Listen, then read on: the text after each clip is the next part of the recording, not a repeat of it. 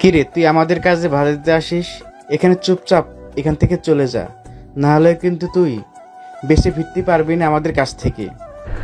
তোরা একটা মেয়েকে নিয়ে ধর্ষণ করবি আর কেউ কোনো কিছু বলতে আসলে তাদেরকে মেরে ফেলবি, এটা কি মগের মুল্লুক পেয়েছিস তোরা?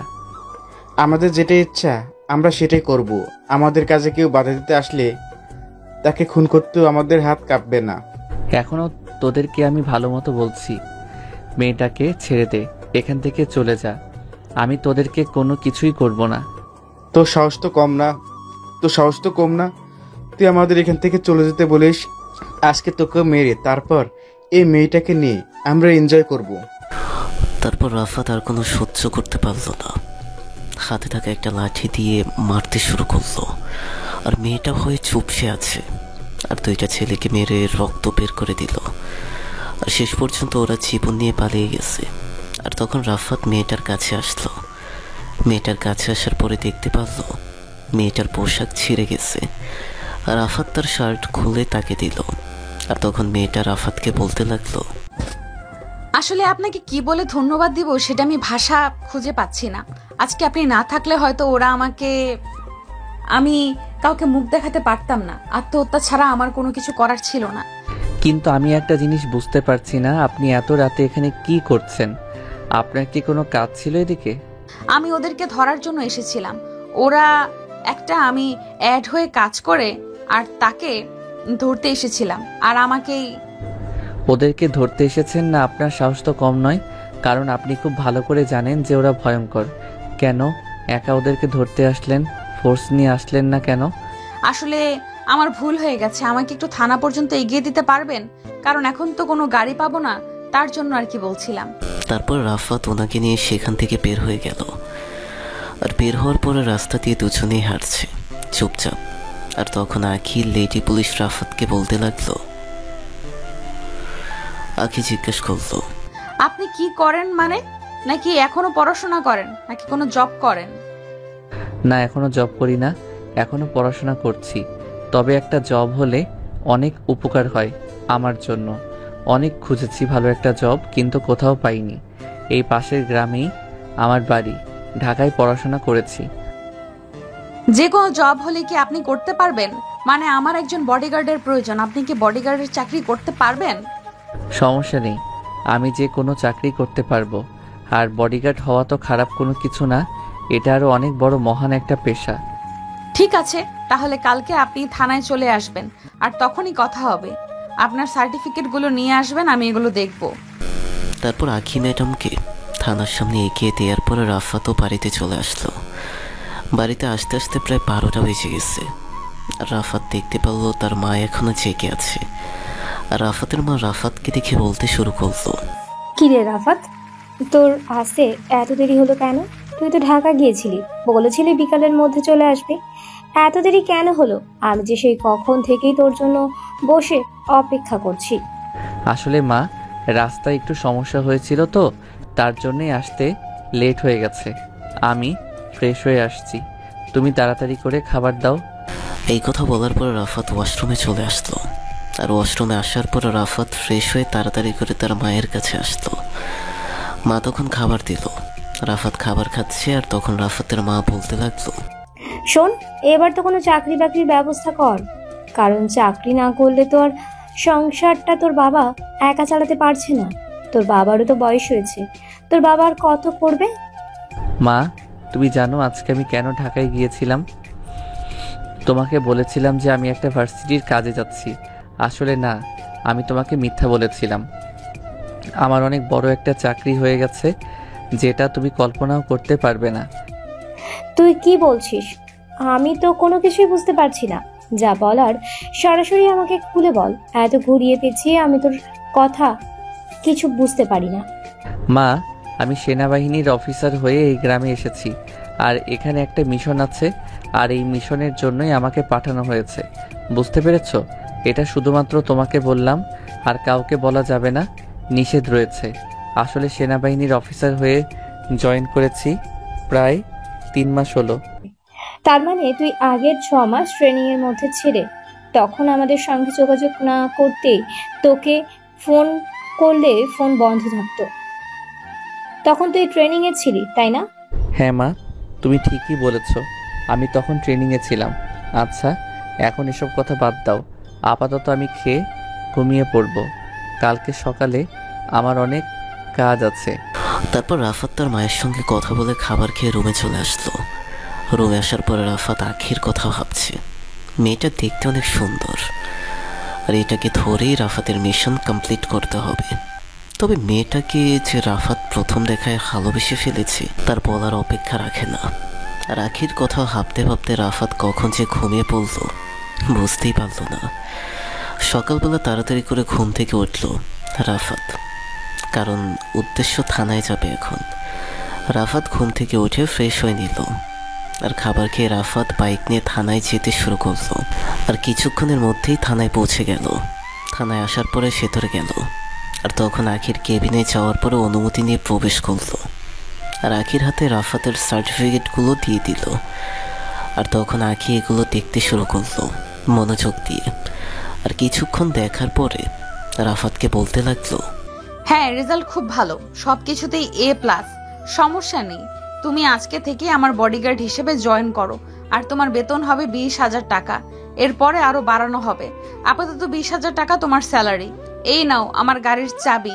গাড়ির ড্রাইভিং করতে পারো তো নাকি? জি ম্যাম, আমার গাড়ি ড্রাইভিং করার অভিজ্ঞতা আছে, কোনো সমস্যা নেই। তারপর আমি ম্যাডামের কাছ থেকে চাবি নিয়ে গাড়ির কাছে চলে আসলাম। গাড়িতে চুপচাপ বসে আছি, আর কিছুক্ষণ পরেই আখি ম্যাডাম বের হয়ে আসলো আর আমাকে বলতে লাগলো, চন্দননগর নিয়ে চলো, ওখানে একটা মিশন আছে। আর আমি কোনো ফোর্স নিয়ে যাব না, কারণ ফোর্স নিয়ে গেলে ওখানে সবাই বুঝে ফেলবে। তারপর রাফাত গাড়ি চালাতে শুরু করলো। আর উদ্দেশ্য চন্দননগর। ওই চন্দননগর এলাকা অনেক ভয়ঙ্কর এলাকার, কারণ ওখানে আয়নাঘর বলা যায়। রাফাত আখিকে তখন গাড়ি চালাতে চালাতে জিজ্ঞাসা করতে লাগলো, ম্যাডাম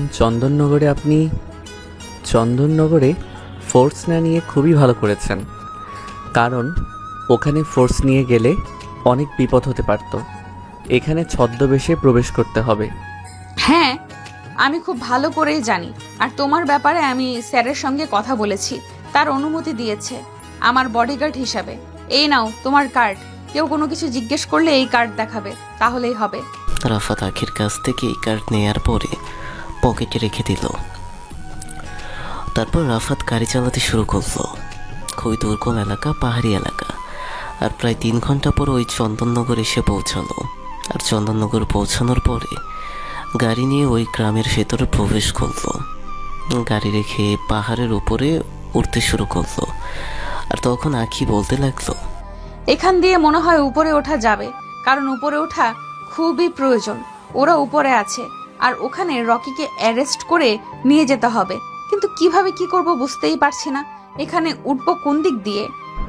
ম্যাডাম, এখান দিয়ে উঠতে পারবেন না আপনি, আমার সঙ্গে আসুন। ওদিক দিয়ে মনে হয় রাস্তায় আছে, ওদিক দিয়ে ওঠা যাবে। রাফাত আখিকে নিয়ে এসে দিক দিয়ে যেতে শুরু করলো। আখি উপরে আসার পরে একাই সবাইকে মারতে শুরু করলো। আর যখনই কেউ একজন আখিকে গুলি করতে যাবে, রাফাত তাকে লাথি মেরে সেখান থেকে ফেলে দিল। আর তখন আখি এটা খুব ভালো করে দেখতে পারে।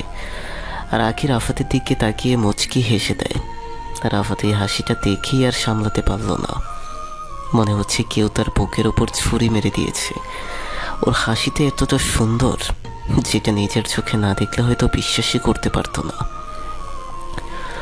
আখি 4-5 জনকে অ্যারেস্ট করে নিতে নামাতে শুরু করলো। রাফাতও সাহায্য করলো। আর এরপর গাড়িতে তুলে ফেললো। গাড়িতে তোলার পরে তখন আখি বলল থানায় নিয়ে যাওয়ার জন্য। আর এদিকে আখিও তখন বলতে লাগলো, তোমার কাজে আমি অনেক খুশি হয়েছি। আজকে তুমি আবারও আমাকে বাঁচিয়েছো। তুমি না থাকলে হয়তো ওদেরকে ধরতে পারতাম না আমি।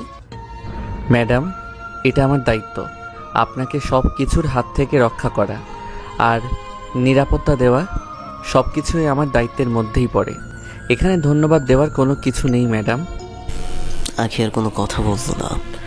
তারপর রাফাত গাড়ি চালিয়ে চলে আসলো আবারও থানায়। থানায় আসার পরে ওদেরকে নিয়ে জেলের ভিতরে ভরে দিল। আর রাফাত গাড়িতে বসেছিল, আর এদিকে আখি তার কেবিনে কাজ করছিল। আর তখনই ওসি সাহেব আখির কেবিনে প্রবেশ করে। আর আখি দাঁড়িয়ে সালাম দেয়। আর তখন ওসি সাহেব আখিকে বলতে লাগলো, আখি, আমি তোমার কাছে অনুতপ্ত। খুশি হয়েছি তুমি এভাবেই কাজ করে যাও। আর আজকে এই গ্যাংস্টারকে ধরেছো, ওদেরকে কে পিছন থেকে সাপোর্ট দিচ্ছে এটা খুঁজে বের করেন, ওদেরকে অ্যারেস্ট করবে। ওকে স্যার, স্যার ওরা স্বীকার করেছে সবকিছু।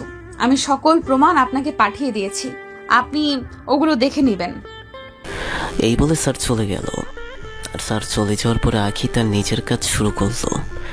রাফাত বসেছিল আখির জন্য। মেয়েটার দিকে দূর থেকেই তাকিয়ে দেখছি। মেয়েটা খুব মনোযোগ দিয়ে চশমা পরে কাজ করছিল। আর হঠাৎ করে রাফাতের মোবাইলটা বেজে উঠল। আর মোবাইলটা বের করে দেখতে পারলো রাফাতকে স্যার কল দিয়েছে। রাফাত খুব ভালো করে জানতাম যে রাফাতকে স্যার কল দেবে। রাফাত তাড়াতাড়ি করে মোবাইলটা রিসিভ করলো। আর মোবাইলটা রিসিভ করার পরে ওপাশ থেকে স্যার রাফাতকে বলতে লাগলো, রাফাত, তোমার কি খবর? তুমি তো মিশনের ব্যাপারে কোনো তথ্যই আমাকে দিচ্ছ না। এভাবে বসে থাকলে কিন্তু হবে না। আমি তোমাকে যে কাজ দিয়েছি এই কাজটা কেন করে দিচ্ছ না? তুমি ওদের ব্যাপারে কোনো তথ্যই জানাতে পারছো না এখনো পর্যন্ত। স্যার, রাফাত সব কিছুই পাঠিয়ে দেব 24 ঘন্টার ভিতরে। আমি আপনার কাছে 24 ঘন্টা সময় নিয়েছি, আর এই 24 ঘন্টার মধ্যে ওদেরকে আমি ধরে ফেলবো। একদম পুরো গোডাউনের মধ্যে গিয়ে আমি ওদের ঠিকানা সব কিছু জেনে ফেলেছি। কিন্তু এখন যদি গোডাউনে অ্যাটাক করতে যাই তাহলে সমস্যা হতে পারে। আমি বুঝে শুনে তারপর অ্যাটাক করতে যাব।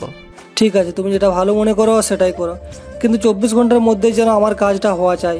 আমি উপরে জবাবদিহিতা করতে পারছি না, তুমি বুঝতে পারছো? এই বলে রাফাত কল কেটে দিল। কল কেটে দেওয়ার পরেই কিছুক্ষণ পরে রাফাতের ইমেইল আসলো একটা। আর ইমেইলটা ওপেন করে দেখলো একটা লোকেশনের ব্যাপারে স্যার রাফাতকে তথ্য জানিয়েছে। রাফাত লোকটার ব্যাপারে সব কিছু করতে শুরু করলো। লোকটার নাম হচ্ছে আলী হোসেন, গ্রাম তো এটাই, কিন্তু আলী হোসেন নামে এই গ্রামে কেউ তো থাকে না রাফাতের জানা মতে, কারণ এটা রাফাতের জন্মস্থান। আর এখানে তো আলী হোসেন নামে এই চেহারার মানুষ কেউই তো নেই। তাহলে কি স্যার এটা জানেন না? নাকি না, এটা তো আর কখনোই হতে পারে না। গোয়েন্দা কখনোই মিথ্যা কথা বলতে পারে না। আর ওরা তো তদন্ত করে এটা বের করেছে, কি করে হতে পারে? মাথায় তো কোনো কিছুই আসছে না। রাফাতের এই লোকের খোঁজ করব কি করে? রাফাত আরও পড়তে লাগলো। দেখতে পারলো নারী কেলেঙ্কারির ব্যবসায়ী জড়িত রয়েছে, এছাড়াও মাদক দ্রব্যের মধ্যে তার হাত রয়েছে। আর এভাবেই সময়টা পার হয়ে গেল।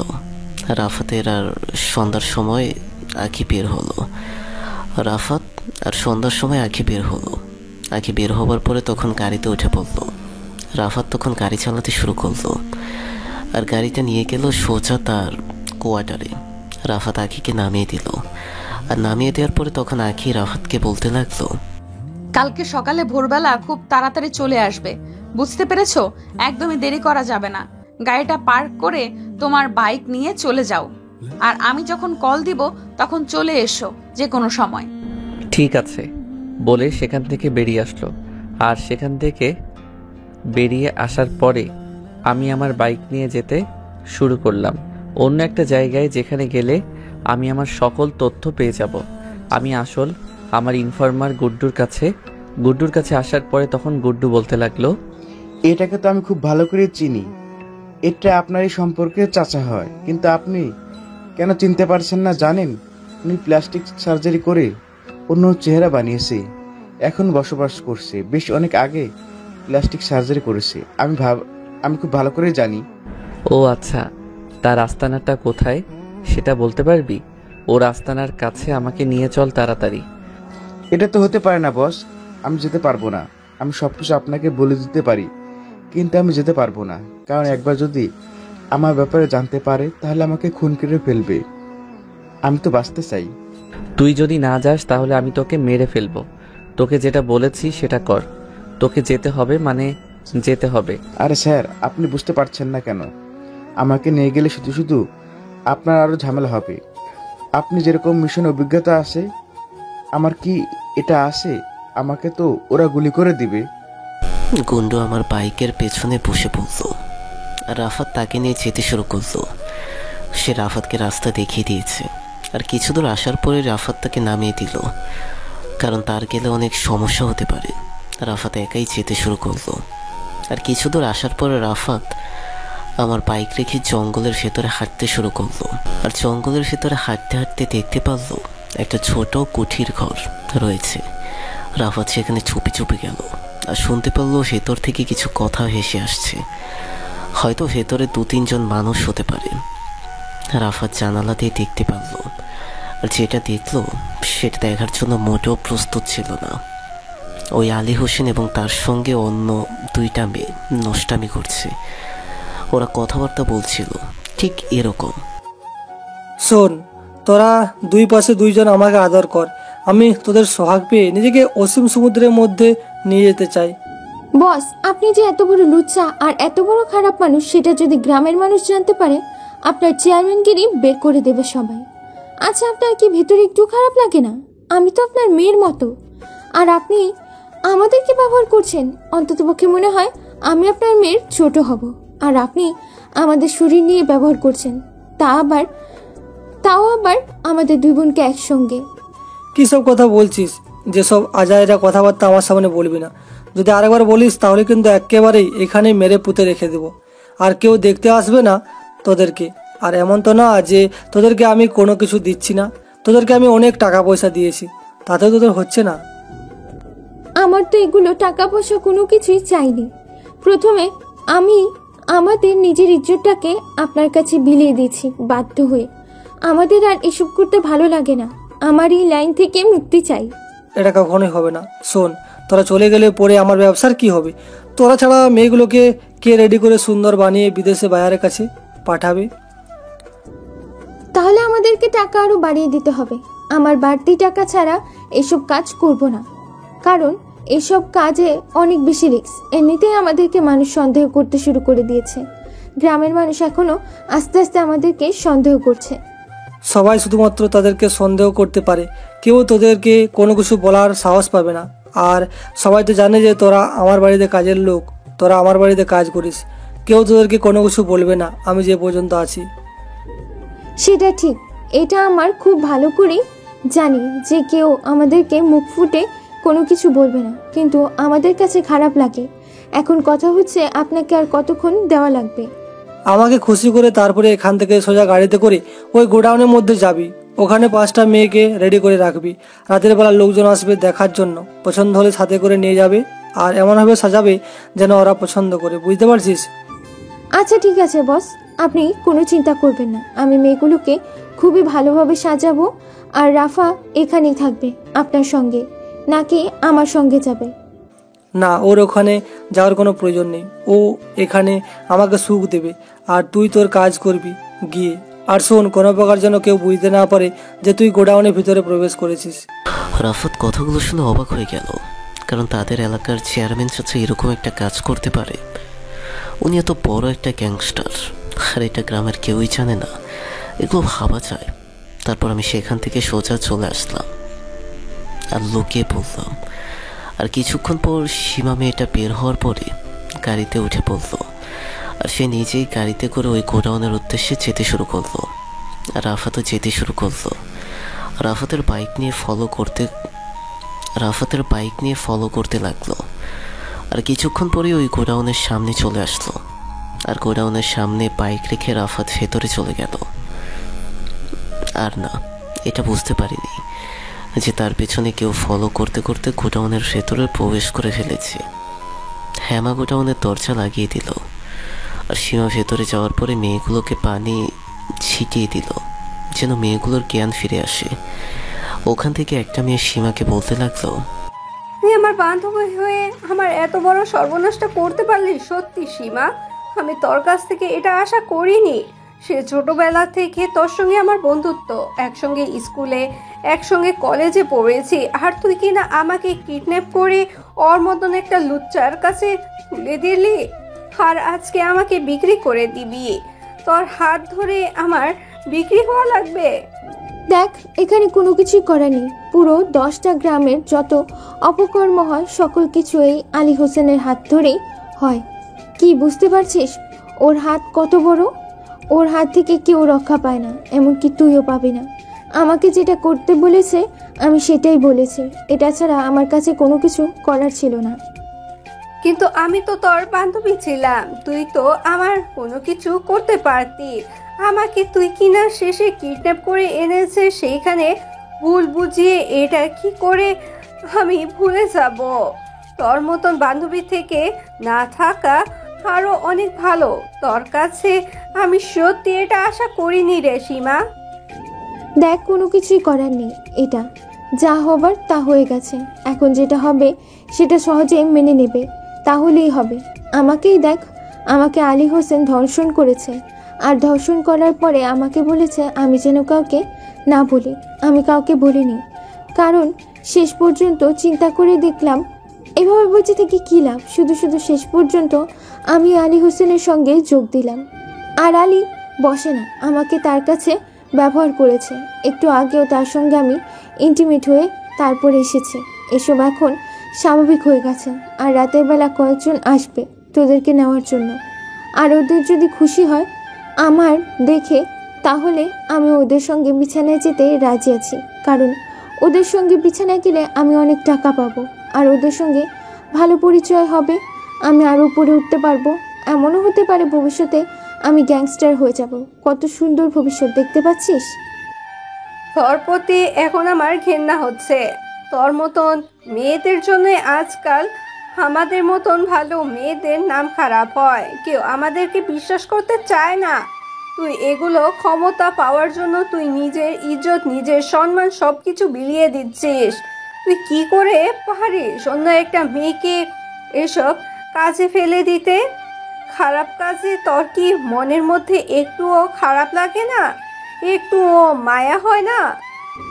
না, আমার এসব কিছু থাকতো তাহলে তো আমি এতদিন ধরে এসব কাজ করতে পারতাম না, তাই না? আর গ্রামের মধ্যে যত মেয়ে আছে সকলকে আমি বিক্রি করে দেব আস্তে আস্তে। দেখবি এমন কেউ আসবে যে আমাদেরকে না হোক, কিন্তু এই আলী হোসেন এবং তার লোকজনকে শেষ করে দিবে।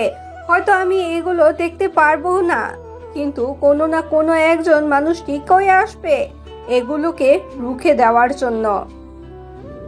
এই স্বপ্ন তোর কোনোদিনই পূরণ হবে না, কারণ যে পর্যন্ত আলী হোসেন আছে এ পর্যন্ত কেউ তার কোনো ক্ষতি করতে পারবে না।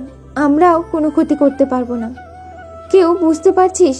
আর শুধু আলী হোসেন নয়, আর এর পেছনে আরও অনেক মানুষ আছে যারা আলী হোসেনকে সাপোর্ট দিচ্ছে। না হলে চেয়ারম্যান হয়ে এত খারাপ কাজ কখনোই করতে পারতো না। রাফাত কি ওই মেয়েটাকে কয়েকটা থাপ্পড় মারল, আর কয়েকটা থাপ্পড় মারার পরেই তার ঠোঁট ফেটে রক্ত বের হতে শুরু করলো। আর তখন রাফাত তাকে বলতে লাগলো, একটা মেয়ে এতটা খারাপ কি করে হতে পারে সেটা তোকে না দেখলে হয়তো বুঝতে পারতাম না। তুই একটা মেয়ে হয়ে আরেকটা মেয়ের সর্বনাশ কি করে করতে পারছিস? তারপর আবার ওর পর ছোটবেলার বান্ধবী। আমি সব কিছুই শুনেছি। তুই কি মনে করেছিস তোদের হাত অনেক বড় আর কেউ তোদেরকে কোনো কিছু বলতে পারবে না? তোদেরকে শায়েস্তা করার জন্যই ঢাকা থেকে আমাকে এখানে পাঠানো হয়েছে। আমি এখনো জানতেও পারিনি যে আমার নিজের গ্রামেই এসব কর্ম হচ্ছে। এই যে অফিসার, তুই এখানে এসেছিস মরার জন্য। আমি একটা ফোন করলে আর আলীর লোকজন যদি একবার দেখতে পারে তাহলে তোকে শেষ করে দেবে। এখনো বাঁচতে চাইলে এখান থেকে পালিয়ে যা, আর আমাকে আমার কাজ করতে দে। তোদের ভয়ে আমি এখান থেকে পালিয়ে যাব, এই কারণে আমাকে এখানে পাঠানো হয়নি। সেনাবাহিনীর অফিসার এমনি এমনি হয়ে যায়নি। অনেক কষ্ট করার পরে আমাকে সেনাবাহিনীর অফিসার বানানো হয়েছে। ভালোই ভালোই বল, আমাকে হাত তোলার জন্য বাধ্য করিস না। আমাকে মেরে ফেললেও আমি কোনো কিছু বলবো না। তুই আমার কাছ থেকে কোনো কিছু শোনার আশা করিস না। আমি জীবন দিয়ে দেব। আমি আমার মোবাইলটা বের করে একটা কল দিলাম, আর কল দেওয়ার সাথে সাথে রিসিভ করলো, আর আমি আসতে বললাম। আর 10 মিনিটের মধ্যেই গোডাউনের ভিতরে প্রবেশ করলো আমার টিমের লোকজন। মিথিলা হলো আমার টিমের সদস্য। মিথিলা এসে ওনাকে থাপ্পড় মারতে শুরু করলো আর বলতে শুরু করলো, এখনো ভালোই বলছে, সকল কিছু বলে দে, না হলে কিন্তু তোকে এমন অবস্থা করব যে পরে কিন্তু ঠিকই বলবি, কিন্তু এখন ভালো মতো বলছিস না। আমি তো একবার বলেছি আমাকে মেরে ফেললেও তোরা কোনো কিছু শুনতে পারবি না। একটু পরে আলী হোসেনের লোকজন চলে আসবে, আর তখন তোদের কি অবস্থা হবে সেটা তোরা ভেবে নে। রাফাত বুঝতে পারল সীমা এমনিতেই সব কিছু স্বীকার করবে না। তারপর রাফাত মিথিলাকে বলল তাকে ভেতরে নিয়ে যাওয়ার জন্য। আর মিথিলা টানতে টানতে সীমাকে ভেতরে নিয়ে গেল। আর ভেতরে নেওয়ার পরে মিথিলা 3rd ডিগ্রি দেওয়ার পরেই সব কিছু বলে দিল। আর সীমাকে নিয়ে আসার পর তখন রাফাত বলতে লাগলো, তোদের মতো অপরাধীকে কি করে মুখ খোলাতে হয় সেটা আমাদেরকে খুবই ভালো করে শেখানো হয়েছে। আর এটা আমারও খুব ভালো করেই জানি। এখন আমি যেভাবে বলছি সেভাবে কাজ করবে। যদি কোনো উল্টাপাল্টা করেছিস তাহলে তোর খবর আছে। আলী হোসেন তোদেরকে যে কাজ করতে বলেছে করা ঠিক সেই কাজই করবে। আর রাতে যখন ওই লোকজন আসবে তখন আলী হোসেন যে কাজ করতে বলে তারা সেই কাজ করবে। আর বাকিটা আমরা ম্যানেজ করে নেব। যখন গোলাগুলি হবে চুপচাপ মাথা নিচু করে বসে যাবি। আর তোকে যদি আলী ওই লোকজনের সঙ্গে কোথাও পাঠায় তাহলে সেখানেও যাবি। আর বাকিটা আমরা ম্যানেজ করে নেব, কারণ আমাদের জানতে হবে ওদের কোথায় কোথায় আস্তানা রয়েছে। ঠিক আছে স্যার, আপনি যেভাবে বলবেন আমি সেভাবেই কাজ করব। তবুও প্লিজ আমাকে আর মারবেন না, আমি আর এগুলো সহ্য করতে পারছি না। তারপর আমি আমার লোকজনকে নিয়ে বাহিরে চলে আসলাম। আর বাহিরে এসে অপেক্ষা করতে লাগলো সেই কাঙ্ক্ষিত মুহূর্তের জন্য। আর রাতের বেলায় আলী এবং সাথে কয়েকজন নিয়ে গোডাউনের ভেতরে আসলো। আর গোডাউনের ভিতরে আসার পরে তখন আলীর সঙ্গে থাকা ওই লোকটা বলতে লাগলো, আরে আলী, তোমার ফুলগুলো দেখে অনেক সুন্দর, তা একটাকে নিয়ে ভিতরে যাওয়া যাবে নাকি? তুমি অনুমতি দিলে আমি এখান থেকে ওই মেয়েটাকে নিয়ে ভিতরে যেতে পারি। আরে বস, সমস্যা নাই, আপনি ভিতরে গিয়ে কিছুক্ষণ সময় কাটিয়ে আসেন। কিছুক্ষণ বলতে 1 ঘন্টা 2 ঘন্টা, কোনো সমস্যা নেই। আমি এদিকে ওদের সঙ্গে কথা বলতে থাকি আর বাকিদেরকে রেডি করতে থাকি। সীমা, যা ওটাকে নিয়ে ভিতরে যা। বস, আমি না গিয়ে জ্যোতিকে পাঠাচ্ছি, জ্যোতি খুব ভালো করে দিতে পারবে। আমি তো পুরনো মাল দিয়ে আর কি হবে, মনের আশ মিটবে। সীমা, তুই ঠিক বলেছিস, তোকে আমার পছন্দ হয়েছে। তুই পরে আমার সঙ্গে যোগাযোগ করবি, এই নিয়ে আমার কার্ড। কোনো সমস্যা হলে আমাকে কল দিস। তারপরে ডেভিড যেদিকে জোর করে সাথে করে একটা রুমের ভেতর নিয়ে গেল। আর এদিকে তখন রাফাত তার লোকজন নিয়ে প্রবেশ করলো গোডাউনের ভেতরে। চারদিক থেকেই সবাই ঘিরে ধরে রেখেছে, তাই কেউ পালানোর সাহস করবে না। তারপর রাফাত এখানে আসার পরে আলীকে বলতে লাগলো, এখনো ভালোই বলেছি, স্যালেন্ডার করে দে, না হলে কিন্তু একটাও বেঁচে থাকতে পারবি না।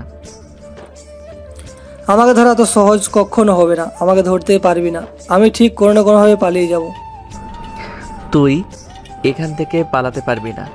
গোডাউনের চারপাশ আমার লোকজন ঘিরে রেখেছে, তাই তোকে স্যালেন্ডার করতে হবে। আলী তখনই কোনো কথা না বলে রাফাতকে গুলি করতে শুরু করলো। আর তার ওদেরকে করতে শুরু করলো। এর মধ্যে রাফাত রুমের ভেতরে প্রবেশ করলো। আর রুমের ভেতরে প্রবেশ করে দেখতে পারলো ডেভিড পালিয়ে যেতে শুরু করেছে। আর ডেভিড বাহিরে চলে আসলো গোডাউনের। আর রাফাত ডেভিডকে ফলো করতে শুরু করলো।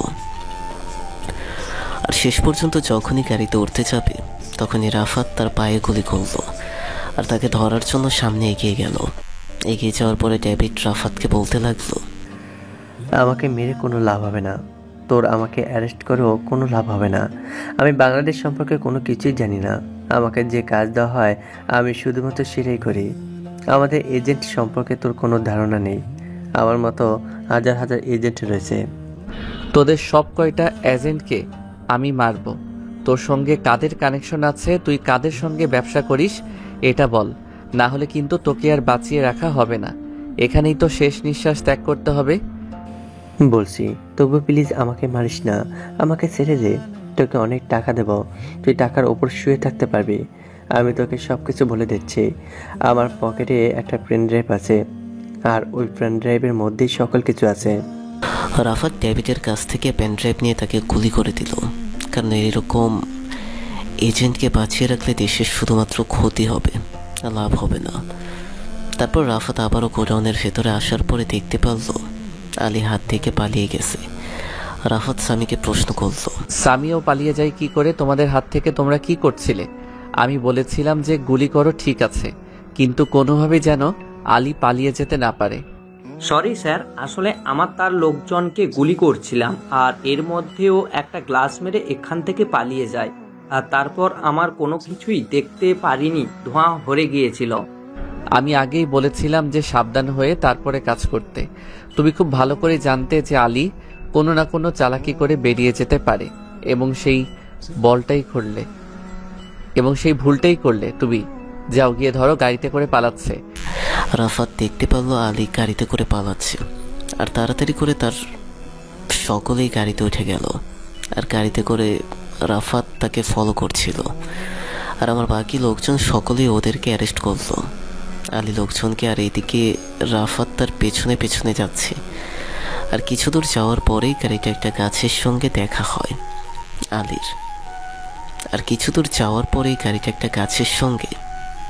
হয় আলীর।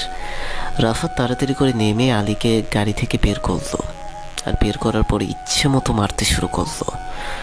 আর তখন আলী রাফাতকে বলতে লাগলো, আমাকে মেরে কোনো লাভ নেই, আমি আসল মানুষ না, আমার উপরেও আরো অনেকজন মানুষ আছে, আর ওদেরকে তুই কখনই ধরতে পারবি না। আমি ধরতে পারবো কিনা সেটা তোর এত চিন্তা করতে হবে না। আচ্ছা, আমার একটা প্রশ্ন তোর কাছে। তোর তো একটা মেয়ে আছে, তোর একমাত্র মেয়ের দিকে তাকিয়েও তোর একটু মায়া হয় না যে তুই তারই মতো মেয়েগুলোকে ব্যবহার করছিস, ওদেরকে বিক্রি করে দিছিস? না, আমার একটুও মায়া হয় না, আমার মধ্যে মায়া কাজ করে না। আমার শুধুমাত্র টাকা আর ক্ষমতা চাই, আর এই কারণেই আমি এসব কিছু করছি। মাটির দিকে একবার তাকিয়ে দেখ, মাটি কি কোন অবস্থায় আছে। মৃত্যুর পর ওখানেই যেতে হবে। মানুষ এতটা নিচু হতে পারে কি করে? কতগুলো মেয়ের জীবন নষ্ট করেছে, আর একটা মেয়েকে পুরো খারাপের যদি কোনো নিকৃষ্ট অবস্থায় থাকে সেই জায়গায় নিয়ে গেছে। মেয়েগুলো এখন নিজে নিজে বিছানায় যেতে রাজি হয়, শুধুমাত্র তোর কারণে এমনটা হয়ে গেছে। ওদের কখনো মনে হয় না যে ওরা মেয়ে।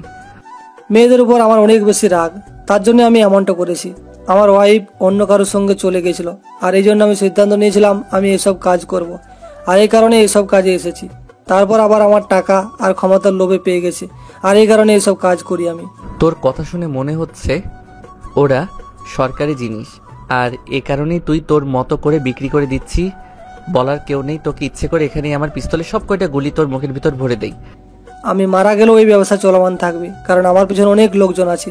আমি মরে গেলেও কোনো আপত্তি নেই, কিন্তু তুই আমাদের কখনোই শেষ করতে পারবি না। একের পর এক এজেন্ট তৈরি হতে থাকবে। আমি আলীকে অ্যারেস্ট করে গাড়িতে তুললাম, আর গাড়িতে তোলার পরে তাকে পাঠিয়ে দিল কারাগারে স্যারের কাছে পাঠিয়ে দেওয়ার পরে স্যার আমাকে কল দিল, আর তখন আমাকে বলতে লাগলো, শাহরিয়ার, আমি তোমার কাছে অত্যন্ত খুশি হয়েছি। আমি জানতাম তুমি মিশন কমপ্লিট করতে পারবে, কিন্তু পরে কিছু জানতে পেরেছো? স্যার আলীকে কোনো কিছু জিজ্ঞাসা করে লাভ নেই, কারণ ও তেমন কোনো কিছু জানে না। যা জানার সব কিছুই সীমা জানে, কারণ সীমার সঙ্গে উপরে কানেক্টে ডক্টর রয়েছে। আলীকে শুধুমাত্র একজন কাজ করতে বলে, সে হচ্ছে ডেভিড, আর ডেভিডকে আমরা মেরে ফেলেছি ক্রসফায়ারে করে।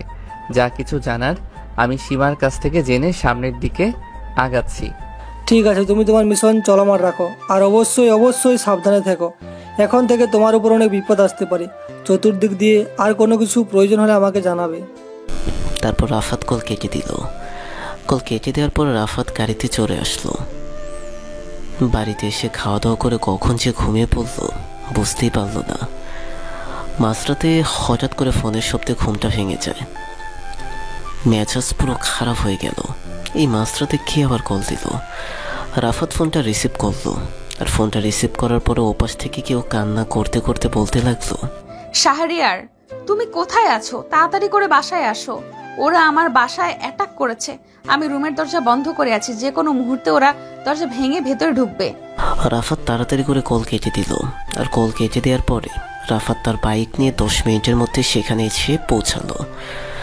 আর পৌঁছানোর পরে দেখতে পারলো প্রায় অনেকগুলো জঙ্গি তাকে অ্যাটাক করেছে। রাফাত তাড়াতাড়ি করে তার পিস্তল দিয়ে এগিয়ে যেতে শুরু করলো বাসার ভেতরে। আর এখন কি সিঁড়ির এখানে দেখেই কড়ি করে দিল। আর তখন বাকিরা রাফাতকে গুলি করছিল। রাফাত গুলি করতে করতে উপরে উঠতে লাগলো। রাফাত রুমের দরজার সামনে আসতেই দেখি কয়েকজন দাঁড়িয়ে আছে, আর আমার দিকে পিস্তল তাক করেছে। রাফাত হাত উপরে উঠিয়ে দিল, আর বুদ্ধি করে পা দিয়ে ওদের হাত থেকে পিস্তল ফেলে দিল। তারপর রাফাত ওদেরকে ওদের পায়ে গুলি করে দিল।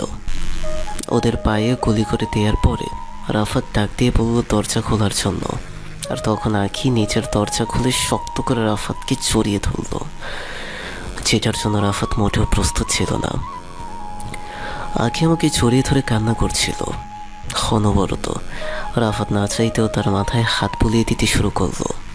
আঁখি তখন কান্না করতে করতে রাফাতকে বলতে লাগলো, তুমি যদি সময় মতো না আসো তাহলে ওরা আমাকে মেরে ফেলতো, কিন্তু এখানে আসার সাহস কি করে পেলো? এখানে তো অনেক সিকিউরিটি থাকার কথা, ওরা কি সবাইকে মেরে ফেলেছে? সকল সিকিউরিটিকে মেরে ফেলেছে। এখানে থাকাটা আপনার নিরাপদ নয়। আপনি চাইলে আমার বাড়িতে থাকতে পারেন, কারণ আপনি যদি আবার এখানে থাকেন ওরা আবারও অ্যাটাক করতে পারে, কারণ ওরা খুব ভালো করে জেনে গেছে আপনি এখানে একা থাকেন। আঁখি কোনো কিছু বলল না। তার মানে রাফাত বুঝে গেল আঁখি রাজি আছে। তারপর রাফাত তাকে আমার বাইকের পেছনে বসিয়ে দিল, আর সে রাফাতকে পেছন থেকে শক্ত করে জড়িয়ে ধরে রেখেছে। এই মাঝরাতে আঁখিকে নিয়ে বাইক চালাতে অনেক বেশি ভালো লাগছে। মনে হচ্ছে এই রাস্তাটা যেন না ফুরায়, এভাবেই যেন কেউ থাকুক। আঁখি ভয়ে রাফাতকে এমন শক্ত করে জড়িয়ে ধরে রেখেছে, কিন্তু সে বুঝতেই পারছে না রাফাত তার শুধুমাত্র বডিগার্ড। রাফাত তার মতো করেই ধীরে ধীরে বাইক চালিয়ে আসছিল, আর তখন চাঁদের আলোতে আঁখির মুখটা উজ্জ্বল লাগছিল। রাফাত লুকিং গ্লাসে আঁখিকে বারবার দেখছিল। কি করব মানুষটাকে যে রাফাত অনেক বেশি ভালোবাসে। তারপরে বাড়িতে চলে আসলো। বাড়িতে আসার পরে তখন তার মাকে সব কিছু বললো, আর মা কোনো কিছু বললো না। মা তখন আঁখিকে বলতে লাগলো, কোনো সমস্যা নেই মা, তোমার যতদিন ইচ্ছা হয় তুমি এই বাড়িতেই থাকবে। আমি তোমার মায়ের মতো, আমাকে মা বলি ডাকবে। ফ্রেশ হয়ে আসো, ওখানে রুম আছে, ওই রুমটাতে ঘুমিয়ে পড়ো। এখানে ঘুমিয়ে পড়ুন, এখানে কোনো সমস্যা নেই। আর আমার বাড়িতে সবচেয়ে বেশি নিরাপদ, তাই এত টেনশন করার কিছু নেই। আপনি ঘুমিয়ে পড়ুন, না হলে আপনার শরীর খারাপ করবে। রাফাত আঁখিকে রেখেই তার রুমে চলে আসলো। আর রুমে আসার পরে আঁখির কথা ভাবতে লাগলো। এটা যখন রাফাতকে জড়িয়ে ধরেছিল তখন মনে হয় রাফাত অন্য গ্রহে চলে গিয়েছিল। এতটা ভালো লাগছিল তার, এটা বলে বোঝানো সম্ভব না। এই প্রথম কোনো মেয়ের স্পর্শ পেল এত কাছে। তার গরম নিঃশ্বাস রাফাত বুঝতে পারছিল। আমার এসব ভাবতেই অনেক লজ্জা লাগছে। আর এসব ভাবতে ভাবতে কখন যে রাফাত ঘুমিয়ে পড়ল। সকালবেলা মিষ্টিটাকে রাফাতের ঘুমটা ভেঙে গেল। রাফাত চোখ মেলে তাকিয়ে দেখতে পারল আঁখি তার জন্য চা নিয়ে দাঁড়িয়ে আছে। রাফাত উঠে গেল, আর তখন রাফাত তাকে বলতে লাগলো, আরে ম্যাডাম, আপনি আমার জন্য চা নিয়ে এসেছেন কেন? আমি ঘুম থেকে উঠে আপনার জন্য চা নিয়ে যেতাম। আপনি কি যে করেন। আরে না, সমস্যা নেই। আর এত ম্যাডাম ম্যাডাম বলে ডাকবে না তো। ম্যাডামটা আমার মোটেও পছন্দ নয়, বুঝতে পেরেছো? কি যে বলেন ম্যাডাম, আপনি আমার মালিক, আমি আপনার বডিগার্ড। আমি আপনাকে ম্যাডাম বলে ডাকবো না তো কি বলে ডাকবো? আমি তোমার সমবয়সী, তাই তুমি আমাকে নাম ধরে ডাকতে পারো বা তুমি বলে ডাকতে পারো, এটা তোমার ইচ্ছে, কিন্তু ম্যাডাম বলে ডাকবে না, এটাই শেষ কথা। আচ্ছা, আমাকে ডাকছে, তাড়াতাড়ি করে উঠো, এখন খাওয়া দাওয়া করে থানায় যেতে হবে। তারপরে তার দুজনেই খাবার খেতে চলে আসলো। আর খাবার খেয়ে রেডি হয়ে যথারীতি রাফাত গাড়ি নিয়ে বেরিয়ে পড়লো। আর রাফাত গাড়ি চালিয়ে যাচ্ছিল, আর ম্যাডাম পেছনে বসেছিল। রাফাত খুবই দ্রুত গতিতে থানায় যাচ্ছি। আর তখন আঁখি রাফাতকে পেছন থেকে বলতে লাগলো গাড়িটা আস্তে চালানোর জন্য। রাফাত ধীরে ধীরে গাড়ি চালাতে শুরু করলো। আর কিছু দূর যাওয়ার পরে আঁখি বলল গাড়ি থামানোর জন্য। রাফাত গাড়িটা রাস্তার পাশে থামানোর পরে গাড়ি থেকে নামলো। রাফাত, তোমার সঙ্গে আমার কিছু কথা আছে। আমি জানি না তুমি কথাগুলো কিভাবে নেবে, কিন্তু কথাগুলো না বলেও আমি থাকতে পারছি না। কি বলছেন ম্যাডাম? আপনি আমার সঙ্গে এভাবে কথা বলছেন কেন? আপনি আমাকে যেটা বলবেন ডিরেক্টলি বলবেন, এমন আমতামতা করে কথা বলবেন না। আপনি আমার মালিক, আমি আপনার কর্মচারী। প্লিজ, আমি তোমার কাছ থেকে এটা শুনতে চাইনি, আর কিভাবে বলবো বুঝতে পারছি না। আসলে আমি তোমাকে ভালোবেসে ফেলেছি, আমি জানি না আমি কি করব। আমি তোমাকে কাছে পেতে চাই। ম্যাডাম, আপনি কি পাগল হয়ে গেলেন? আমি আপনার কর্মচারী, আমি আপনার সামান্য বডিগার্ড। আপনি বডিগার্ডকে কিভাবে ভালোবাসেন? এটা হয় না ম্যাডাম। আমি জানি না এটা হয় কিনা, ভালোবাসা এইসব দেখে হয় না শাহরিয়ার। আমি আমার নিজেকে অনেক বোঝানোর চেষ্টা করেছি, কিন্তু আমি আর নিজেকে ধরে রাখতে পারছি না। সত্যি বলছি, তুমি ছাড়া আমি অসহায়। এখন ম্যাডাম এটা কখনোই হতে পারে না। আপনি কোথায় আর আমি কোথায়, আমি এটা মেনে নিতে পারবো না। তুমি যদি আমাকে না মেনে নাও তাহলে সত্যি সত্যি আমি বলছি আমি নিজেকে শেষ করে দিব। আমাকে কয়েকবার বাঁচিয়েছে, তাই না? আমি এই জীবন রাখতে চাই না। যে মানুষের কারণে আমি এখন পর্যন্ত বেঁচে আছি, যদি সেই মানুষটাকে না পাই তাহলে বেঁচে থেকে কি লাভ? তখনই আখি তার বেগ থেকে একটা ছুরি বের করলো। রাফাত ভাবলো হয়তো কোনো কিছু করবে না, এমনিতেই রাফাতকে ভয় দেখানোর জন্য এমনটা করছে। আর মুহূর্তের মধ্যেই আখি যেটা করবে সেটা দেখার জন্য রাফাত মোটেও প্রস্তুত ছিল না। আখি সঙ্গে সঙ্গে নিজের হাত কেটে ফেলেছে। রাফাত তাড়াতাড়ি করে তার কাছে এগিয়ে গেল, আর এগিয়ে যাওয়ার পরে তাকে একটা থাপ্পড় মারল। থাপ্পড় মারার পরে হাত থেকে ছুরিটা ফেলে দিয়ে তাড়াতাড়ি করে তার পকেট থেকে রুমাল বের করে হাতের মধ্যে বেঁধে দিল। রক্ত টপ টপ করে পড়ছিল। তারপর রাফাত তাকে শক্ত করে জড়িয়ে ধরে বলতে লাগলো, আমিও যে তোমাকে অনেক বেশি ভালোবাসি, কেন বুঝতে পারো না? ভালোবাসি বলেই তো এত কাছাকাছি থাকার চেষ্টা করি সব সময়। প্লিজ আর কখনো এমন পাগলামিটা করবে না। আর আমি তো এমনিতেই তোমার সঙ্গে মজা করছিলাম। আমি তোমাকে অনেক অনেক বেশি ভালোবাসি শাহরিয়ার। তুমি বিশ্বাস করবে না, আমি তোমার জন্য সারাটা রাত ঘুমাতে পারিনি। সব সময় তোমার কথা মনে হয়। আমি কি করব? আর কখনো এমন পাগলামি করবে না, তাহলে কিন্তু তোমার খবর আছে। বলে দিও, আমাকে কথা দাও প্লিজ, আর কখনো এমন করবে না। এই কান ধরছি, আর কখনোই আমি এমনটা করব না। এবারের মতো আমাকে ক্ষমা করে দাও। হঠাৎ করেই আমার মোবাইলটা বেজে উঠল, আর আমি ফোনটা বের করে দেখতে পারলাম আমাকে স্যার কল দিয়েছে। আমি আখিকে ছাড়াতে চাইলাম, কিন্তু মেয়েটা কোনোভাবেই আমাকে ছাড়তে চাচ্ছে না, শক্ত করে জড়িয়ে ধরে রেখেছে। আমি তাড়াতাড়ি করে ফোনটা রিসিভ করলাম, আর ফোনটা রিসিভ করার পরে তখন তার ওপাশ থেকে আমাকে কিছু বলতে লাগলো। শাহরিয়ার, আমি অনেক কিছু জানতে পেরেছি। শোনো, ওই আলীর সঙ্গে আমাদের এমপি সাহেব তিনিও জড়িত আছেন, আর এমপির কথাই সকল কিছু হয়ে থাকে। তুমি যত তাড়াতাড়ি সম্ভব এমপিকে যথাযথ প্রমাণ নিয়ে অ্যারেস্ট করবে। আমি জানি যে এমপির কথা এসব কিছু হচ্ছে, কিন্তু আমার কাছে কোনো প্রমাণ নেই। আমি জানি তুমি পারবে। স্যার, আপনি কোনো টেনশন করবেন না, আমি হাতে প্রমাণ নিয়ে এমপিকে অ্যারেস্ট করব। ধন্যবাদ স্যার আমাকে তথ্যটা বলে দেওয়ার জন্য। তারপর স্যার কল কেটে দিল। আর কল কেটে দেওয়ার পর আখি আমার দিকে ফেল দৃষ্টিতে তাকিয়ে আছে। রাফাত কোনো কিছু বলছে না। আর তখন আখি নিচেই তার পকেটে হাত দিয়ে আমার আইডি কার্ড বের করলো।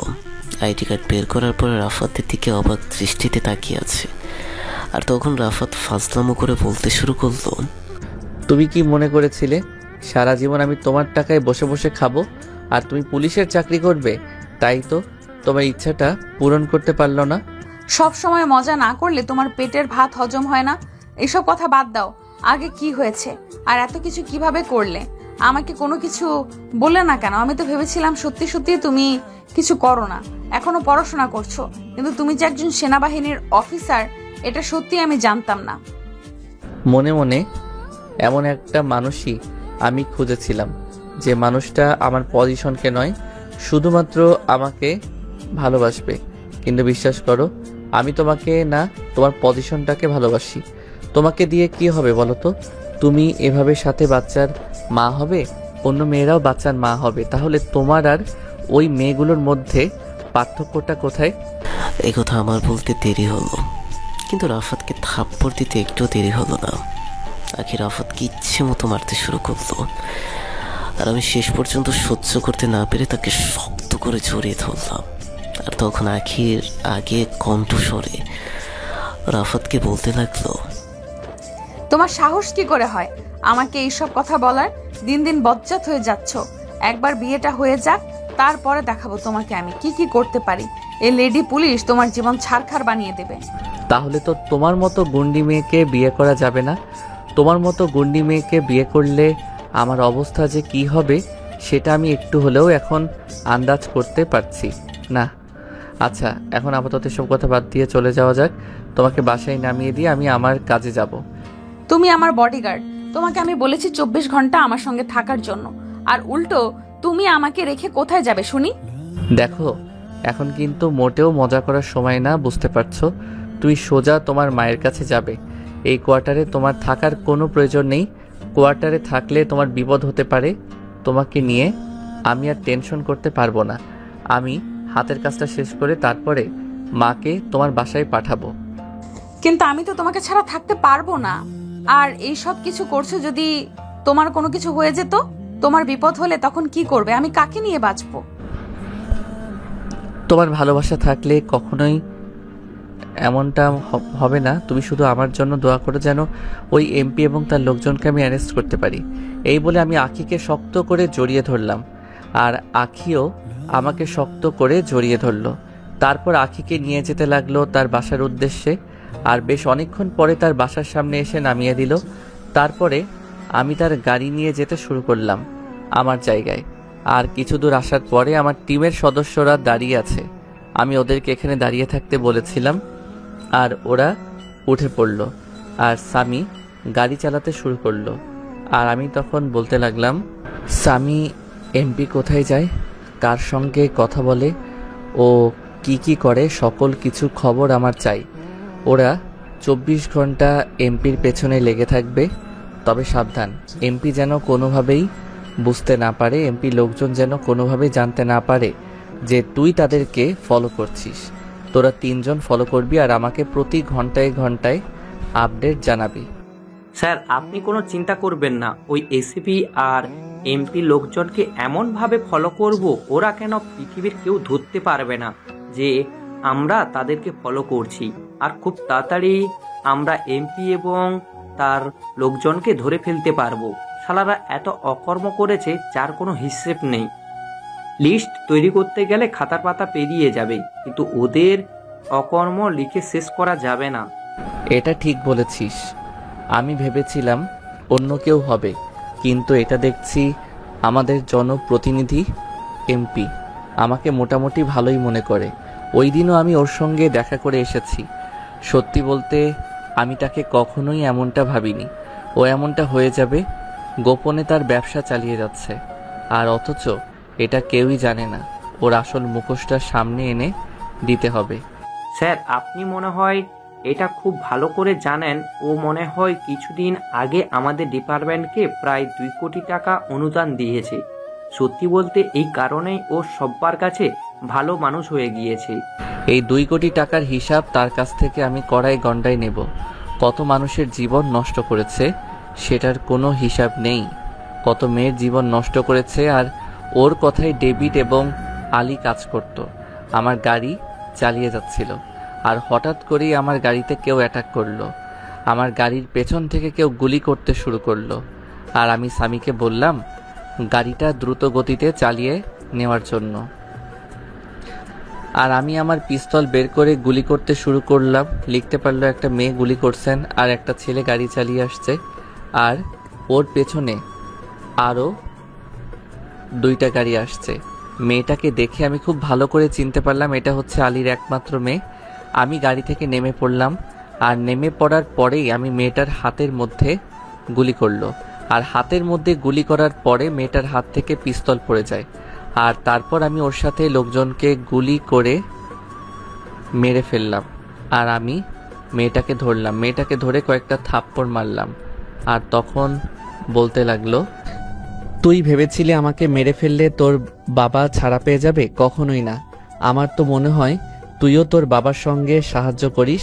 তোকে আমার এমনটাই মনে হচ্ছে। সত্যি করে বল। ঠিকই মনে করেছিস। তোর মিথ্যা কথাগুলো আমি এভাবে বিশ্বাস করে ফেলবো? মিথ্যা বলতে গেলে ভালো করে বলতে হয়, এভাবে মিথ্যা কথা বলে না। তোর কাছে থাকার কোনো অধিকার নেই। এই বলে রাফাত পিস্তলটার সামনে এগিয়ে দিল, আর তখন আরো বেশি ভয় পেয়ে গেল। রাফাত কোনো কথা না বলেই চোখ বন্ধ করে তাকে গুলি করে দিল, কারণ রাফাত খুব ভালো করেই জানে সে মিথ্যে কথা বলছে, ইমোশনাল কথা বলছে। তখন স্বামী এসে রাফাতকে বলতে লাগলো, স্যার, আমরা তো ওর কাছ থেকে কোনো না কোনো কিছু জানতে পারতাম। শুধু শুধু ওনাকে কেন মারলেন? উনি তো এসব বলতে চাইছিল আপনাকে। এটা যদি এখন পর্যন্ত না বুঝো তাহলে সেনাবাহিনীর অফিসার হওয়ার কোনো যোগ্যতা নেই তোমার। তোমাকে যেটা কাজ দিয়েছি তুমি সেটা করো, যাও।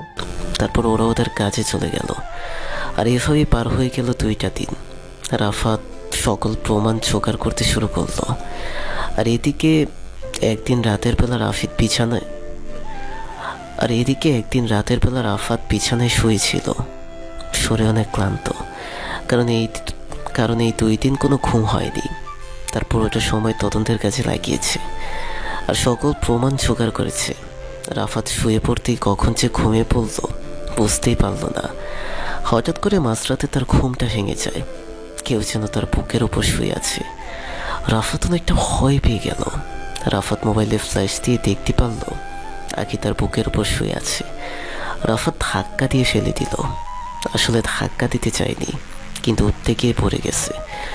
আর তখন আখি কান্না করতে করতে রাফাতকে বলতে লাগলো, ও মা গো, আমার কোমরটা ভেঙে গেল। তুমি কি মানুষ নাকি অন্য কিছু? এইভাবে কেউ কাউকে ধাক্কা দেয়? আমার তো মনে হয় কোমরটা গেল। আস্তে চিল্লাচিল্লি করো, কান্নাকাটি করবে, কোনো সমস্যা নেই। সারা রাত কান্না করো, কোনো কিছু বলবো না। আমি কিন্তু দূরে কান্নাকাটি করলে মা বাবা যদি একবার জানতে পারে তুমি এখানে আমার রুমে, তাহলে কিন্তু আমাকে বাড়ি থেকে বের করে দেবে সারা জীবনের জন্য। আর তুমি এখানে কেন, কিভাবে আসলে? তোমার তো তোমার বাসায় থাকার কথা। আসলে আমি ওই আশা মেয়েগুলোকে ধরতে এসেছিলাম, আর আসামিগুলোকে ধরে আমি আমার ফোর্সের সঙ্গে পাঠিয়ে দিয়েছি। তারপর ভাবলাম শুধু শুধু বাসায় গিয়ে কি লাভ, তাই লুকিয়ে তোমার রুমে ঢুকে পড়ি। আর এজন্যই এমনটা করতে হয়। তোমার কি মাথা ঠিক আছে? আমাদের যে বিয়ে হয়নি এখনো পর্যন্ত, আর তুমি আমার রুমে। গ্রামের লোকজন যদি কেউ জানতে পারে তাহলে মেরে পুরো তক্তা বানিয়ে দেবে। এসব সেনাবাহিনীর অফিসার বলে মানবে না। আরে আমি তো শুধুমাত্র তোমার বুকে ঘুমানোর জন্য এসেছি, অন্য কিছু তো করার জন্য আসিনি। আমার মধ্যে কোনো নেগেটিভ কোনো কিছু নেই, যা আছে সব কিছু তোমার মধ্যে। আমি ভালো মানুষ। হয়েছে, আর একটা কথা বলবে না। তুমি এই রুমে ঘুমাও, আমি অন্য রুমে যাচ্ছি। আর না হলে চলো তোমাকে এখনই এগিয়ে দিয়ে আসি। তোমার আর এখানে থাকা লাগবে না। এখানে থাকলে পরে আবার সমস্যা হতে পারে। প্লিজ জান, আমারও সত্যি অনেক বেশি ঘুম পেয়েছে। আমি এখন কোথাও যেতে পারবো না, আমি এখন ঘুমাবো। আমি আখিকে জোর করে বাহিরে নিয়ে আসলাম। তারপর আমি লুকিয়ে আমার বাইকটা বের করে তাকে পেছনে বসালাম। সে পেছন থেকে শক্ত করে জড়িয়ে ধরে রেখেছে আমাকে। সত্যি বলতে অনেক ভালো লাগছে আমার। আর তখন আখি পেছন থেকে আমাকে বলতে লাগলো, সত্যি বলতে তোমার জায়গায় অন্য কেউ হলে আজকে কোনো না কোনো কিছু হতোই, কিন্তু তুমি মানুষটা অন্যরকম। আমি ঠিক মানুষটাকেই ভালোবেসেছি, এটা সত্যি। তুমি চাইলে আমার সঙ্গে অনেক কিছুই করতে পারতে, আমি কোনো কিছুই মনে করতাম না, কারণ আমি তোমাকে ভালোবাসি। আমি সব কিছু হাতের নাগালে কেউ তুমি সম্মান দেখিয়েছো। ঠিক এমন একটা মানুষই প্রতিটা মেয়ে আশা করে, আমিও তার মতোই। হয়েছে, আর প্রশংসা করতে হবে না। আর কখনো যদি এভাবে এসেছো তাহলে তোমার খবর আছে। মেরে তক্তা বানিয়ে প্যাকেট করে বাড়িতে পাঠিয়ে দেব। এমনিতেই আমি আছি, আমার টেনশনে এমপিকে ধরতে হবে। রাফাত আখির সঙ্গে কথা বলতে বলতে তার বাসার সামনে চলে আসলো এবং তাকে নামিয়ে দিল। সে রাফাতকে চড়িয়ে ধরে আমার ঠোঁট চোরা দখল করে নিল। রাফাত না করতে পারল না, কারণ মানুষটা অনেক বেশি ভালোবাসে রাফাতকে। প্রায় 5 মিনিট পর ছেড়ে দিল, আর ছেড়ে দিতে দৌড়ে সেখান থেকে চলে গেল। হয়তো অনেক বেশি লজ্জা পেয়েছে। আর যাওয়ার পরে রাফাতকে মেসেজে বলল, তাড়াতাড়ি করে বাসায় চলে যাও, আর গিয়ে কিন্তু ঘুমাবে। আমিও ঘুমাবো 12টার আগে, কিন্তু আমাকে কল দেবে। 12টার আগে কিন্তু আমাকে কল দিবে না, বলে দিলাম। কল দিলে কিন্তু তোমার খবর আছে। রাফাত আখির মেসেজ করে নিচে নিচে হাসতে শুরু করলো। মেয়েটা অনেক পাগলি। বাসে এসে ঘুমিয়ে পড়ল। ঘুম থেকে উঠল ফোনের শব্দে। রাফাত ফোনটা বের করে দেখতে পারলো অচেনা নাম্বার থেকে কল এসেছে। রাফাত ফোনটা রিসিভ করলো। আর ফোনটা রিসিভ করার পরে আখি ওপাশ থেকে কান্না করতে করতে রাফাতকে বলতে লাগলো, রাফাত, তুমি কোথায় আছো? তাড়াতাড়ি আমাকে বাঁচাও। আন্টিকে এবং আমাকে তুলে নিয়ে এসেছে এমপির লোকজন। কি বলছো তুমি? আমার মাকে আর তোমাকে তুলে নিয়ে গেছে মানে? মা তো বাড়িতে থাকার কথা। মাকে বাড়ি থেকে কিডন্যাপ করার সাহস কিভাবে পেল? আন্টি ডাক্তারের কাছে এসেছিল আর আমি থানায় যাচ্ছিলাম, আর তখনই আমাকে কিডন্যাপ করে নিয়ে আসে, আর আমি এসে দেখতে পারি আন্টিকে অনেক আগেই নিয়ে এসেছে। ঠিক আছে, তুমি কোনো চিন্তা করো না, ওরা তোমার কোনো কিছুই করতে পারবে না। আমি এখনই আসছি, ওদের খবর আছে। ওরা কোথায় হাত দিয়েছে সেটা জানি না। এত বড় বড় কথা বলিস কেন? তুই নাকি অনেক বড় অফিসার হয়ে গেছিস। আমাকে ধরার জন্য নাকি তোকে উপর থেকে দায়িত্ব দেওয়া হয়েছে। তার দায়িত্বটাকে বড় মনে করলি নাকি? একবার আমার কথাটা ভেবে দেখলি না আমি কি করতে পারি না করতে পারি? আমার ব্যাপারে জেনে তারপর আমাকে অ্যারেস্ট করে নিয়ে যাস। তুই কেন? তোর সাথে যেগুলো আছে সবাইকে অ্যারেস্ট করে নিয়ে যাব কেন? আলিয়া ডেভিডকে তো নিয়ে আসলাম, দেখতে পারিসটি। আর আমার ব্যাপারে খুব ভালো করে খোঁজ নে, তাহলে জানতে পারবি আমি কে। ভেবেছিলাম সব কিছু গোপন রেখে আমি আমার সব কিছু করে যাব, কিন্তু তোর জন্য সব কিছু সম্ভব হলো না। তাই তোকে কি করে বাঁচিয়ে রাখি? তোর আপন মানুষগুলো অনেক কান্না করছে, বিশেষ করে আখি। কোনো কথাই শুনছে না। এত করে বললাম চল তোকে বিয়ে করে ফেলি, কিন্তু মেয়েটা রাজি হচ্ছে না। আর তোর মা শুধু এক কথা বলছে যে তুই নাকি আসবি বাঁচাতে। তুই যদি 10 মিনিটের মধ্যে না আছিস তাহলে তো আমি মেরে ফেলবো। দেখ, তোর সঙ্গে সকল সমস্যা আমার সঙ্গে, ওদের কোনো ক্ষতি করিস না। আমি 10 মিনিটের মধ্যেই আসছি। তারপর রাফাত তাড়াতাড়ি করে গাড়ি বের করে তার ঠিকানা অনুযায়ী যেতে শুরু করলো, আর কিছুক্ষণের মধ্যেই পৌঁছে গেল। আর তারপর গাড়ি রেখে রাফাত তার ব্যাগ নিয়ে সেখানে গোডাউনের ভেতরে প্রবেশ করলো। গোডাউনের ভেতরে প্রবেশ করতে করতে দেখতে পারলো মাকে চেয়ারের সঙ্গে বেঁধে রেখেছে, সাথে আখিকেও। মা তখন ওদেরকে বলতে শুরু করলো, আমি বলছিলাম না আমার ছেলে ঠিকই আসবে আমাকে বাঁচানোর জন্য। তুই আমার ছেলেকে চিনিস না? তুই কার গায়ে হাত দিয়েছিস সেটা ভুলে গেছিস? যে ছেলে তার মাকে মশা কামড় দিলে সে মশাকে খুঁজে বের করে আনে, হাত ধরা তো আমাকে কিডন্যাপ করে এখানে নিয়ে এসেছিস। সাহস থাকলে সামনাসামনি এসে লড়াই কর, কেন পেছন থেকে মাথায় আঘাত করে কিডন্যাপ করে নিয়ে এসেছিস? সামনাসামনি ফাইট করে তারপর যেটা বলবি আমরা সেটাই করব। তুই বিয়ে করতে বলিস না, আমি তোকেই বিয়ে করব। কনফিডেন্স খুব ভালো, কিন্তু এমন ওভার কনফিডেন্স একদম ভালো না। কিন্তু কে আছিস তাকে বুঝিয়ে দে আমরা কি করতে পারি, এই এমপি কি করতে পারে। তারপর সবাই রাফাতকে মারতে আসলো, আর রাফাত ওদেরকে মারতে শুরু করলো। আর তখন দেখলাম এমপি আখির দিকে এগিয়ে যাচ্ছে। রাফাত মারামারি বন্ধ করে দিল, আর আখি এদিকে চোখ দিয়ে সাড়া দিল, কারণ তার হাত সে নিজেই খুলে ফেলেছে। আর আখি তার হাত খুলে ফেলার পরে সামনে থাকা রাফাতের দিকে ছুড়ে দিল। তারপর আখি এবং মাকে মুক্ত করে দিল, আর আখি মাকে সাইড করে আখিও গুলি করতে লাগলো ওদেরকে। আর ওখানে এমপির যত লোকজন ছিল সকলেই মারা গেল। আর এদিকে রাফাত এমপিকে গিয়ে মারতে শুরু করলো। আর তখন রাফাত তাকে বলতে লাগলো, তুই কি মনে করছিস সবাইকে ধরে দিয়ে তুই সারা জীবন এভাবেই থাকতে পারবি? হ্যাঁ, কখনোই না। বিদেশে পালিয়ে যেতে চেয়েছি, তাই না সারা জীবন জেলের ভিতরে বসে থাকবি? তুই কিন্তু ভুল করছিস, আমার সঙ্গে বিদেশে কানেকশন আছে। পরে যদি জানতে পারে তাহলে তোকে বাঁচিয়ে রাখবে না, তোকে মেরে ফেলবে। কিন্তু আমাকে নিয়ে তোর এত চিন্তা করতে হবে না। আপাতত তুই তোর নিজের চিন্তাটা কর। ফাঁসির অর্ডার না আসা পর্যন্ত জেলের ভিতরে পচে মরবি। তারপর রাফাত এমপিকে অ্যারেস্ট করলো। আর এমপিকে অ্যারেস্ট করে রাফাত সরাসরি নিয়ে আসলো কারাগারে। আর এভাবেই পার হয়ে গেল 2টা দিন কাজের মধ্যে। আর তখন এদিকে মা আখির সঙ্গে রাফাতের বিয়ের ব্যবস্থা করে ফেললো। আর দেখতে দেখতে খুব তাড়াতাড়ি আমার এবং আখির বিয়েটা হয়ে গেল। আসলে খুবই তাড়াতাড়ি করে তাদের বিয়েটা দেওয়া হয়েছে। হয়তো আখির জন্য বিয়েটা দিয়েছে মা। এখন রাফাত দাঁড়িয়ে আছে বাসর ঘরের সামনে। তখন রাত 11টা বাজে। রাফাত 11টার সময় বাসর ঘরে প্রবেশ করলো। আর বাসর ঘরে প্রবেশ করেই রাফাত দরজা লাগিয়ে দিল। আর তখন বিছানায় তাকে দেখতে পারল। রাফাত মানুষটা বিছানার মধ্যে লাল বেনারসি পরে বসে আছে। রাফাত দাঁড়িয়ে আছে। আর কিছুক্ষণ পরে রাফাতকে এসে পায়ে ধরে সালাম করলো। রাফাত তখন তাকে ধরে শক্ত করে জড়িয়ে ধরলো। তার শরীরে অন্যরকম একটা গ্রান আমার নাকে আসছে, যেটা রাফাতকে পাগল করে দিচ্ছে। আর কিছুক্ষণ পরে আখি তখন রাফাতকে বলতে লাগলো, এই যে স্যার, আপনার তো মতলব একদম সুবিধার মনে হচ্ছে না। দেখুন, আজকে কোনো কিছু হবে না। আমার কাছ থেকে আজকে দূরে দূরে থাকবেন। কেন গো, আজকে কি হরতাল দেখেছো নাকি? আর এমনি তো পুলিশরা মানুষ ভালো না, যতটা না মানুষের সেবা করে তার চেয়ে বেশি মানুষের ক্ষতি করে। তাই নাকি? তা আমারও কি কারো পিঠে গিয়ে চুলকানি দিয়ে আসি নাকি? তাই নাকি? তা আমরা কি কারো পিঠে গিয়ে চুলকানি দিয়ে আসি নাকি যে তুমি এইসব কথা বলছো? এই পুলিশকেই কিন্তু তোমার বিয়ে করতে হয়েছে।